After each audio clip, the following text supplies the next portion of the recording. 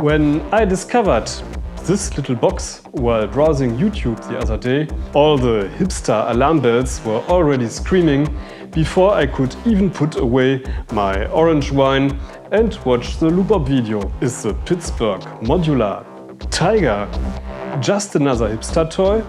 Or does the colorful minimal design possibly hide a serious synth that can inspire even spoiled analog fans like me? All about it in this video.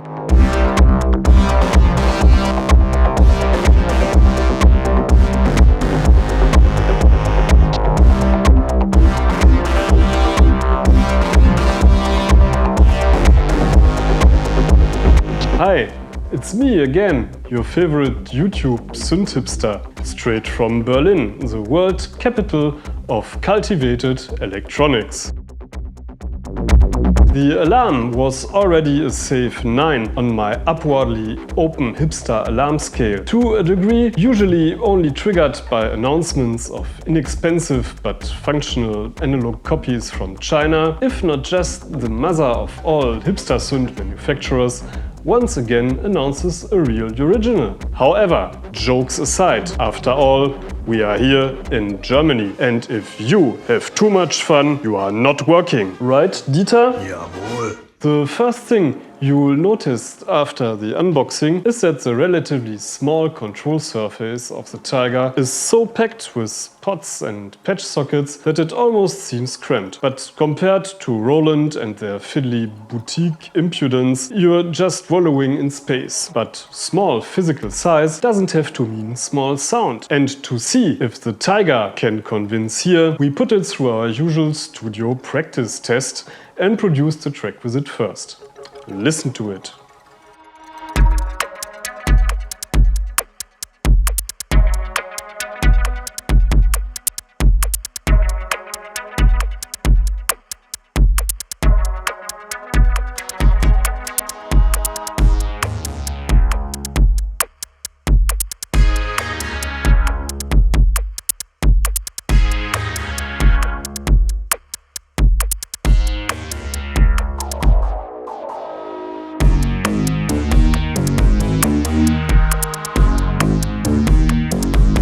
First, sound. This is really a fat one. The pre-wired semi-modular synthesizer design offers everything you would expect from a monophonic analog synthesizer, even without patching. The three oscillators with a huge number of waveform combinations are clearly the highlight for me alongside the filter. Thanks to FM and a wavefolder per oscillator, there's an infinite reservoir of extremely overtone-rich basic sounds.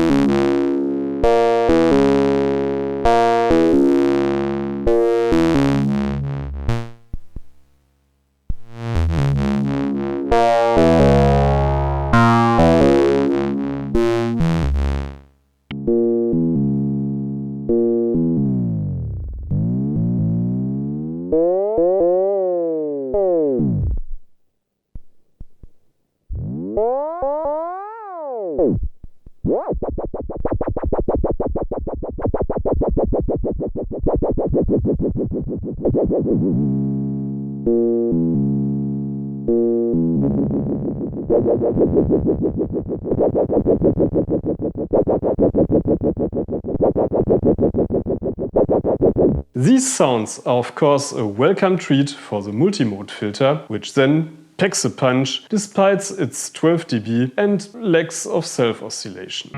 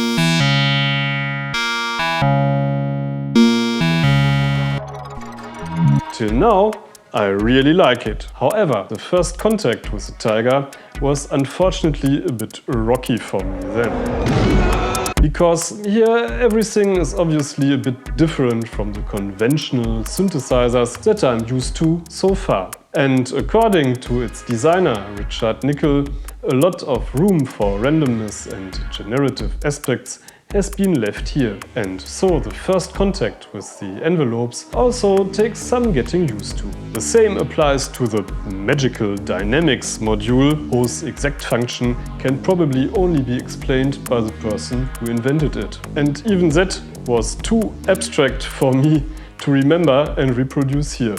Sorry. Anyway, the ADSR envelope settings are quite fiddly. At attack and release, all messes are already sung in the first quarter of the potentiometer's turn.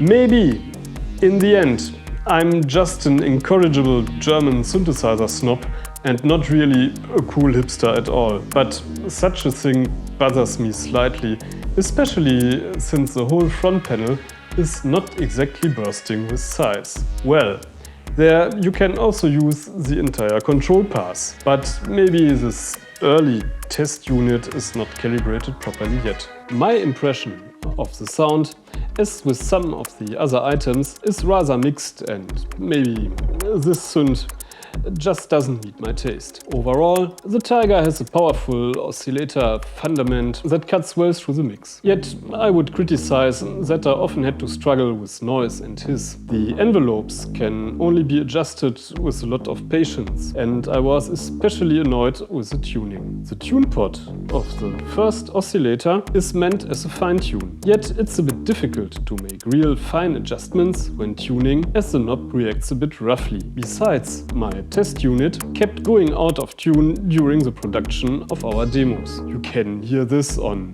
Eye of the Taiga, because of course the other two oscillators have to be retuned as well, which is a bit adventurous with their higher pot resolution. An octave selector would also not have been a luxury with these oscillators. The filter is soft and creamy, but I miss the self-oscillation a bit. Overall, the filter seems quite well behaved in contrast to the rather dirty basic sound. The analog delay is unfortunately also just a nice extra gimmick for sound shaping and cannot thrill me at any rate. But hey, I celebrated the preamp. With it, you can make great hard rock guitar sounds in no time. It distorts really good.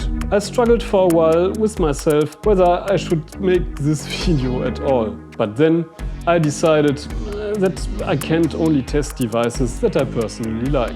And why shouldn't synth YouTubers, who are often wrongly accused of being paid a lot of cash for positive tests, give an honest opinion about a device? It is really not meant badly, and maybe my criticisms are exactly what makes the charm of the Taiga for other musicians. So here we go with 15 points for the sound. Not too bad, after all. And besides, this topic leads me directly to the next point: ease of use, creativity. Thanks to the eye-catching color coding, the structure of the function groups is really clear. However, their connection with the patch sockets is a bit confusing. If you are an old fart like me, you sometimes wish you had a magnifying glass with a built-in flashlight. Also, the patch sockets are pretty close together. If there are several patch cords in there, it gets really tight on the panel, and you've already accidentally adjusted a parameter, which is quickly annoying with the sensitive resolution, as already noted with the envelopes. On the other hand, the sound engine of the Taiga is refreshingly different and offers a lot of potential for creative experimentation. And if you already own semi-modular synths or an Eurorack system, the Taiga is certainly an excellent sonic extension. From therefore, here also only mixed 16 points.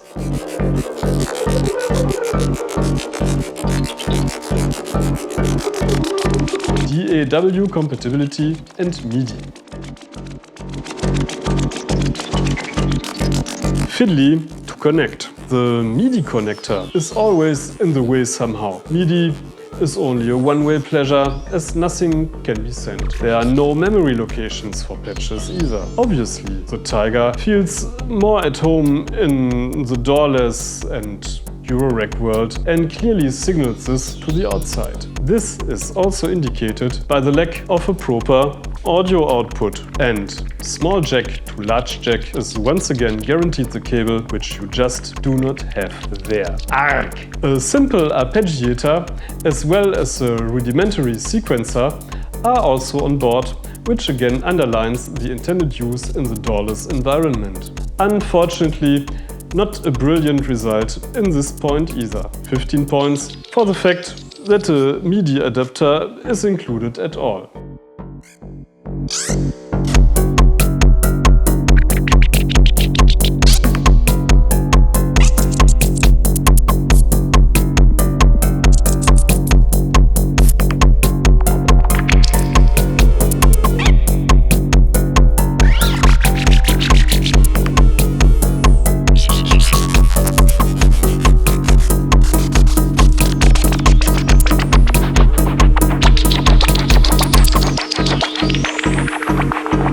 Quality and workmanship. At first glance, basic but neat, but not without fault. During my research, I came across quite a lot of criticism about the quality of older Pittsburgh modules. I don't know where it was manufactured before, but now that the manufacturing is in Chinese hands, as the box proudly proclaims, the Taiga comes up with the usual routinized Asian manufacturing quality. However, my test unit, as well as that of another YouTuber, arrived with loose electronics and was not immediately functional. And that's not good. This manifested itself in the envelopes not completely closing the filter, and I was permanently struggling with a stuck tone. I spent a lot of time with it and was so annoyed afterwards that it already came to a bad mood here in the studio. Usually I have a track ready in that time. If your device also does strange things and doesn't behave like a normal synthesizer, I recommend checking the ribbon connectors between the control board and the main board. So in this respect, already real Eurorack feeling. For real boutique quality, which makes the true hipster heart beat faster, like for example bolted potentiometers, the budget obviously doesn't allow any more room. But there you are in good company with Behringer, Roland and Korg. And proper hipsters also align the nuts on the patch sockets evenly after the bird care. A little praise goes to the color-coded pots with their unique design. 14 benevolent points here. But there's certainly more to it.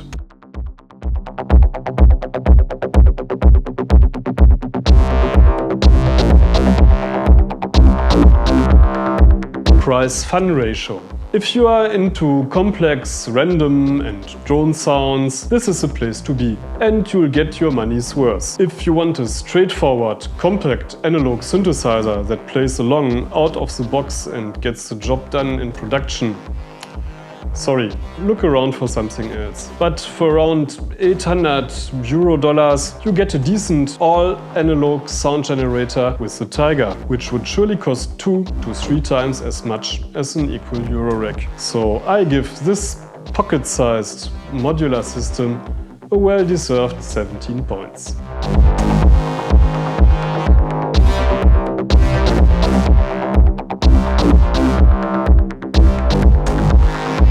Hipsterfaktor and classic potential. So, this thing looks more hipster than it actually is, as you already have to deal intensively with the Taiga. But for brightly colored Insta posts, it is always a welcome eye-catcher. It can also be used to record hours of generative, DAW-less gems in lost places, if you're into that sort of thing.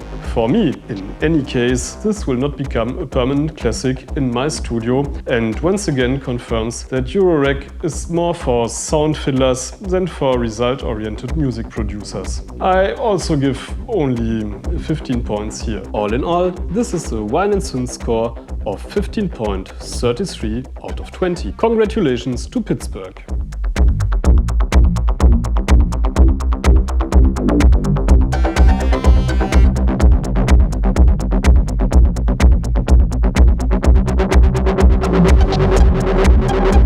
Conclusion. The Taiga is an interesting little synthesizer that has a lot more going on inside than you might think at first sight. It is full of original ideas, and thanks to its flexible oscillators and filters, it allows for an extremely original variety of sounds. After all, it is a complete modular system in a very small space. However, I would not recommend it for beginners. The device is too complex and unpredictable for that. But if you already have everything and need an original sonic extension for your DAW-less setup to satisfy your playing instinct, you can certainly become really happy with the Taiga. And what about alternatives? There are quite a few semi-modular synths on the market that come with more or less hipster attack. For a comparable price with 3 oscillator, there's for example the Behringer 2600, which I personally like very much and which even has one or the other parallel to the Taiga. In any case, the operation here is much easier and you will get there faster with the ARP clone, especially when it comes to bread and butter sounds. If you don't have a problem with triple shift button menus and odd operation, which you should be able to assume for people interested in the Taiga, I explicitly recommend the Delta Sep A from Radikal Technologies. A synth which you should pay much more attention to anyway. Strangely enough, it has almost completely passed by the YouTube synth hipster scene. This would definitely be a nice comparison video again. What do you think? Feel free to leave a comment. I hope you enjoyed the video, even if I'm not 100% convinced by the Taiga. And since I don't get any money for it, I can also give my honest opinion. If you still decide to buy a Taiga, please use the affiliate link to Thomann in the description. And a lot of likes and comments makes me always happy, like a little monkey. Stimmt's, Dieter? Yes. Well then, see you in the next video. Peace and auf Wiedersehen.